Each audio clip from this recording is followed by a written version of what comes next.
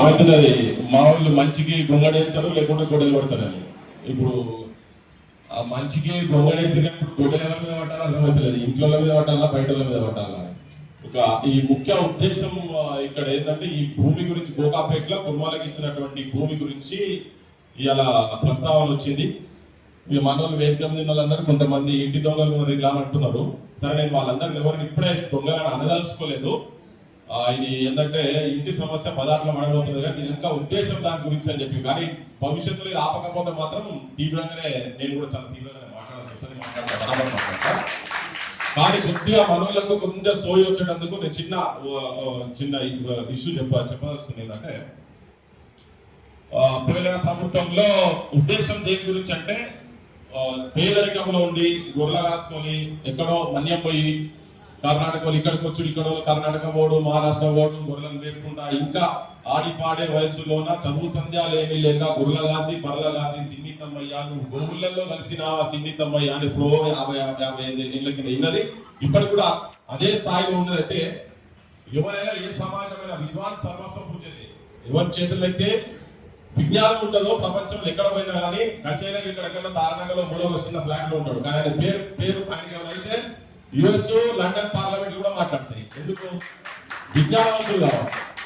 So ఇక్కడ బుర్రలాసి కంచేలేగా వచ్చి ప్రపంచ స్థాయి మేధావిగా ఎదిగిండు అనంటే చదువుకునేది. ఆ చదువు ఒక కంచేలకే పరిమితం కాకుండా ఆ జాతిలో ఉన్నటువంటి వాళ్ళందరూ బుర్రల కాపర్లకు అందరికీ కూడా రావాలనే ఉద్దేశంతో కావచ్చు దేనికో ఒక హాస్టల్ కు ఒక భవనం హైదరాబాద్ లో ఒక అడ్డ అది పోయిన గవర్నమెంట్ ఆలోచించి ఏదో ఇచ్చి ప్రొవైడ్ చేసి అది కూడా కులానికి ఉపజెప్పారు. మీరే మీద అంటున్న కొంతమందిని అందరినీ ఒక దగ్గర వేసుకోవాలి, కమిటీ వేసుకోవాలి.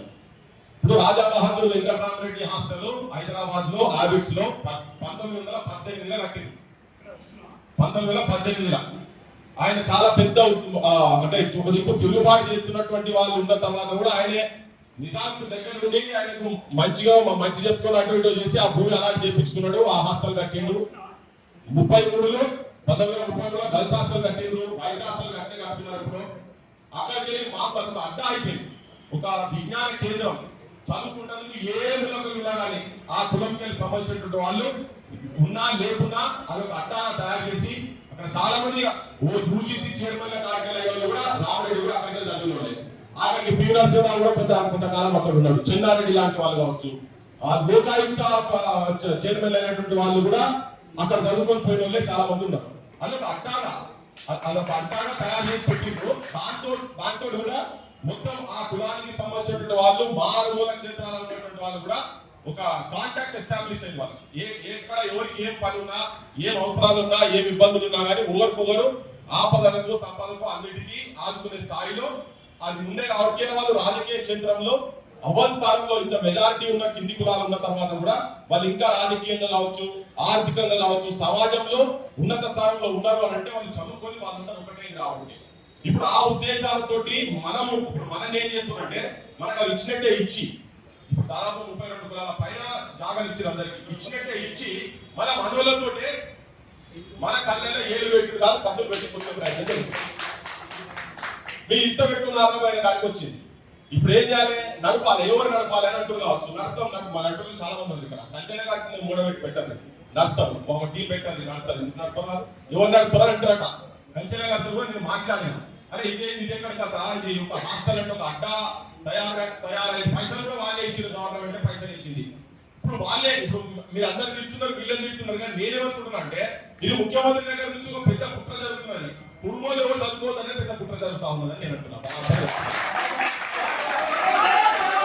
మీరేదో పాపం ఇప్పుడు బీపీఐలే వచ్చి కంచేరి దగ్గర కూర్చొని మా ఊరికి కూర్చొని 10 లక్షలు ఇస్తాను పోవాలి. ఇంకో పెద్ద మనిషి కూడా మీసాలు దువ్వే కేవ మళ్ళీ చాలా అట్టట్టు ఉంటది మా ఊరికి మళ్ళీ సంత లంగ పని చేస్తున్నారని చెప్పి అన్నారు. ఇప్పుడు అందరూ ఒకటి ఎందుకు అవుతున్నారు అంటే పెద్ద సర్పం పడిగలేపిందా ఎవరు? రేవంత్ రెడ్డి రూపంలో ఉన్నటువంటి ఆయనే పడిగలేపి దీన్ని ఎట్టి పరిస్థితుల్లో విజ్ఞాన కేంద్రం కాదు కానీయకుండా చేయాలి, వాళ్ళకి ఇచ్చినట్టు చేసి మన జాతిలో ఉన్నటువంటి వాళ్ళని దొంగలుగా చిత్రీకరించాలని చెప్పని విలదీసి ముంగడబెట్టాడు. ఈ బుర్గుల పిట్టలు పట్టేటువంటి షికారుగాడు ఉంటాడు కదా, వాడు ఫస్ట్ ఏం చేస్తున్నాడంటే ఓ చిన్న పిట్టలను మనోళ్ళనే తీసుకున్న వల వేసి అది వేసి ఇత్తులు వేసి పెట్టి దాంట్లో వేస్తూ ఉంటది. ఇది కీస్ కీస్ కీస్ కీస్ అని వస్తే మనోళ్ళందరూ పోయి ఆ పిట్ట పక్షులందరూ వచ్చి అవన్నీ వేస్తున్నాడు. వేయగానే దాన్ని పక్కకు పట్టుకుంటాడు, దాన్ని పక్కకు పెట్టుకుంటాడు, మిగతాన్ని తీసుకొస్తుంటాడు. ఇప్పుడు వాళ్ళు బీర్లే కావచ్చు, ఎగ్గమల్లేసే కావచ్చు, మా క్యామ మల్లేసా ఒక పాత్ర పోషిస్తున్నారు. ఏదైనా పోయినాడు ఏం చేస్తాడు, వాటిని కూడా కోసుకొని తింటాడు. మా జాతి అందరూ ఒక దగ్గర తీసుకొచ్చి పెట్టి వీళ్ళకు మీరు పావులుగా వాడుకోబోతున్నారు, కులంలో మీరు శత్రువులుగా మిమ్మల్ని ముంగడ పెట్టి ఆ భవనం కట్టించి నారాయణ వారికి ఎంత ధైర్యం, ఎంత దమ్ము వారికి. గవర్నమెంట్ తెలంగాణ గవర్నమెంట్ ఉన్న తర్వాత గవాడి కూడా వచ్చుడేంది, ఆ సింధూర మంచి పేరు పెట్టుకున్న సింధూరం అని చెప్పని. ఇక ఇప్పుడు సింధూరాల పేరు పెట్టి ఇక్కడ మా ఊళ్ళందరూ సింధూరాలు పోయి కథకాడికి తీసుకొస్తున్నారు. అంటే నేను మొత్తం కుర్మ సంఘము, కుర్మ జనానికి, కుర్మ యువత అందరికీ నేను విజ్ఞప్తి చేసేది ఏంటంటే, మీరందరూ ఈ మనోళ్ళు ప్రభుత్వాల చేతిలో పూర్గు బిడ్డలు కాకుండా ఉండాలని దయచేసి వాళ్ళని పోయించరా. మొదలు వాళ్ళతో మాట్లాడాలి. మా మా మా రవి చెప్తాడు, ఒక రవి వచ్చి ఆడాలో పాపం ఆ డబ్బులు కొట్టుకుంటే డోలకు బండి పట్టుకొని వచ్చి వీడికి పుష్కుల ఎవరికో జ్వరం వస్తుందో ఏమైతుంది, లేకపోతే పంపు ఉండాలి. ఉండాలి వీళ్ళు మనవాటి ఉండాలా లేదా? నారాయణ ఇచ్చినా ఆడిపోతాం. బీమార్ వచ్చే, రోగం వచ్చే, ఏదో ఒకటే ఆపది సంపత్తికి ఒకటి ఇచ్చిపోయిన ఇచ్చిపోయాడు. దాన్ని కాపాడుకోవాలా లేదా? కాపాడుకోవాలి. బాధ్యత ఈ కుర్మ జాతిలో ఉన్నటువంటి యువతరం మీద ముఖ్యంగా ఉన్నదని చెప్తున్నాను నేను. యూనివర్సిటీలు కదలండి, పోండి. ప్రాథమికంగా చెప్తున్నా, 2 రోజులు 3 రోజులు మీరు పోండి, వాళ్ళ ఇళ్ళ కడుకొని కంచెలేసారి సరిపోతున్నాడు వాళ్ళకి. ఎందుకంటే ప్రపంచంలో మీద కావచ్చు, ఆయనకైతే పార్లమెంట్ లో వేరే దేశాల పార్లమెంట్ లో మాట్లాడితే కావచ్చు, కానీ మన దగ్గర ఉన్నటువంటి ఈ ఆధిపత్యం చేస్తున్నటువంటి వారి రేవంత్ రెడ్డికి మాత్రం ఆయన అంటే విలువ లేదు. రాహుల్ గాంధీ చుట్టూ కూడా తిరిగి, మరి రాహుల్ గాంధీ లెటర్లు అయితే రాసిండు, ముఖ్యమంత్రి కూడా రాసిండు కదా, కంచేలి గారు కూడా సపోర్ట్ చేసిండు కదా. మాట్లాడితే అమ్మాయి కంచేలియాజీ అని మాట్లాడతాడు ఆయన రాహుల్ గాంధీ. మరి కంచేలియాజీ అంటున్నాడు ఎలా, ఆడ హాస్టల్కే ఉండాలి, అది వేరే దందాలు చేసే కాడికి రావద్దు అని. దాన్ని పెట్టేటప్పుడే దాని ఉద్దేశం ఏంటంటే, అది ఎవరికి ట్రాన్స్ఫర్ కావద్దు, ఎవరికి ఆర్థికంగా ఉపయోగపడద్దు, అది కేవలం సేవ చేయాల్సిన అవసరం ఉన్నది, ఆ కమ్యూనిటీకి సేవ చేయాలి, కుటుంబాలకు సేవ చేయాలనే ఉద్దేశంతో ఇచ్చినటువంటి దాన్ని వ్యాపార కోణంలో పెడుతున్నారంటే అలా రేవంత్ రెడ్డి వాటా ఒకటి ఉంటది. వాటా కన్నా ఎక్కువ ఏంటంటే ఈ కులాలు మళ్ళీ ఒకరి కంచేలే కావద్దు కులంలో అనేది ఆయనకున్నటువంటి కుట్ర. ఇది ఇప్పుడు ఏదో నేను అని చెప్పి క్యాబ్ మలేసాను లేకపోతే మా బీర్లో చిటికలేసి నేను తిట్టదలుచుకోలే, ఇప్పుడే నేను అనదలుచుకోలేదు. కానీ మీరు మీ అస్తిత్వము, మీ రాజకీయ భవిష్యత్తు, ఇవాళ మీరు తీసుకున్నటువంటి ఈ నిర్ణయం, ఈ హాస్టల్ నిర్ణయం, ఈ భూమి పూజ చేస్తున్నటువంటి నిర్ణయం ఎవరు చెప్తే ఉండదు రాబాయి, నా వాళ్ళు మా ఊళ్ళు నేను ఉట్టిగానే బోర్లేస్తా అని చెప్పి అనుకునే కాలం కాదు ఇది. ఇవాళ ఇక్కడ నువ్వు ఏం మాట్లాడితే బుర్రలు రాసుకుంటే కూడా సెల్ ఫోన్లన్నా చూసుకోవచ్చు. అమెరికాలో ఉన్నోళ్ళు కావచ్చు, యూకేలో ఉన్నోళ్ళు కావచ్చు, ఆఫ్రికన్ అడవిలో, అమెజాన్ అడవిలో ఉన్నోళ్ళు కూడా ఈ సెల్ ఫోన్ల తెలంగాణలో ఏమవుతుందని చూస్తారు. అందుకనే నేను మీ ముగ్గురికి విజ్ఞప్తి చేయదలుచుకునేదంటే, అందరు మీ మీద ఏళ్ళు పెట్టి చూపిస్తున్నారు. మన దత్తాత్రేయ సార్ దగ్గర కూడా పోయినట, అది ఎంత నిజమో అబద్ధమో నాకు తెలియదు, కానీ సార్ దగ్గర కూడా పోయినట. పోయి మాట్లాడించిన కంచేలే సార్ ఇంటెలిజెంట్ ఎక్కడ చేసి ఫోన్ చేసి చెప్పు సార్ అని చెప్పిండట. నిజమే కాదు? కరెక్టేనా?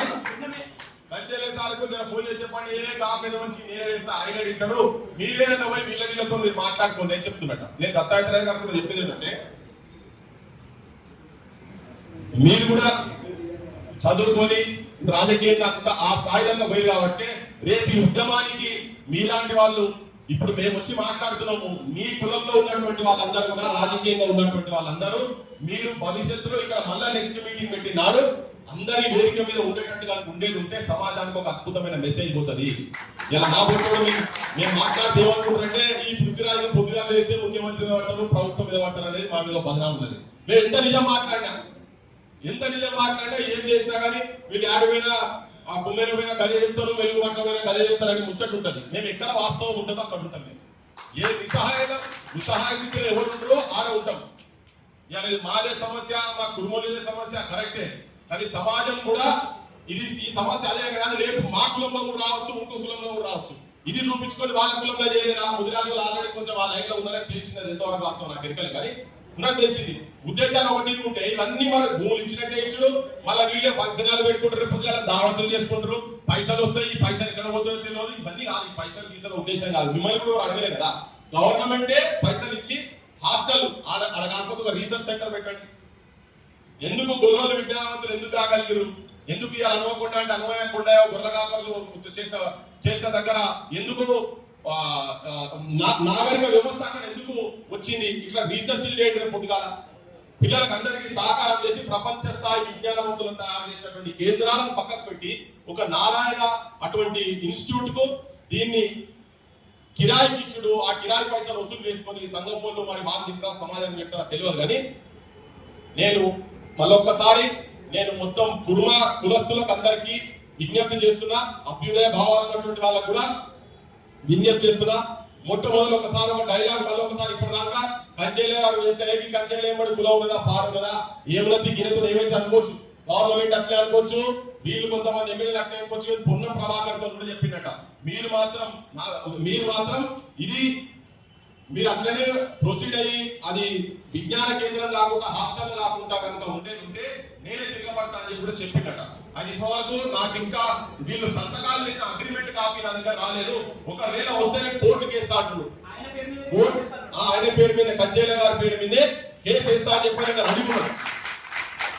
అంటే తన తపన తాపత్రయము కుటుంబాలందరూ కూడా సమాజం కూడా అందరూ ఆలోచన చేయాలి. ఆ పెద్ద మనిషి తపన తాపత్రయం చదువుకున్నటువంటి విలువ ఏంటిది అనేది రెడ్డి హాస్టల్ పెట్టి వెస్ట్ హాస్టల్ పెట్టి వెలుమ హాస్టల్ పెట్టి వాళ్ళు ఎట్లయితే పైకి వచ్చిండ్రో అట్లనే ఈ జాతులలో ఇవి లేకుండా సౌకర్యాలు లేకుండా వాళ్ళు పడ్డ ఇబ్బందులు మీ జాతి పడొద్దని చెప్పని ఆయనే తెగించి కొట్లాడుతున్నాడు కదా.